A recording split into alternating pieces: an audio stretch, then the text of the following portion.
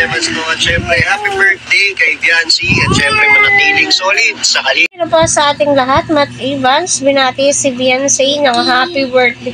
My God, di ko po ma-express kung gaano po ako kasaya habang pinapanood ko isang artista binati si Biancy sa kanyang kaarawan or sa nalalapit po niyang kaarawan, so na-advance lamang po at sinabi po niya na maging solid sa Kalingap at sinabi din po niya na Edu, alagaan mo itong si wife. Oh my God, ang saya-saya ko, Diyos ko. No, grabe po, di ko po ma-explain, so credit to the owner po itong video na to, ha. Maraming salamat, kasi my God, di ko po akalain na may isang artista na babati sa kaarawan ni Biancy. So abang-abang po tayo, kaya patuloy po natin suportahan si Kalingap Rob, Kuya Val at ang buong team. Huwag po natin skip ang kanilang ad. So tamang-tama po yung advice or sinabi po ni Matt na maging solid sa Kalingap. Yes.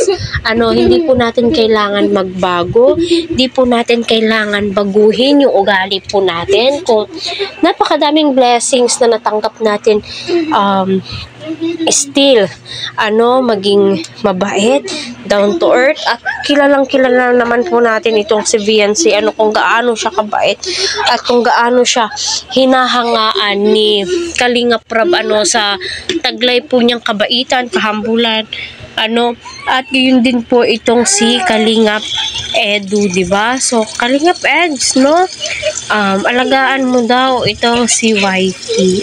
Diba? Isang artista na yung nagsabi.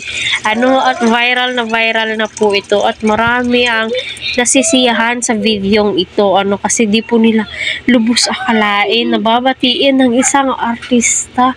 Itong si Biancy. My God, grabe. Ang saya-saya ko po talaga. Sa totoo lang, di ko po ma-explain kung gaano ako kasaya. Basta nung napanood ko to, hala, grabe. Ang swerte ni Biancy kasi na-notice siya ng isang artista. So, ayan.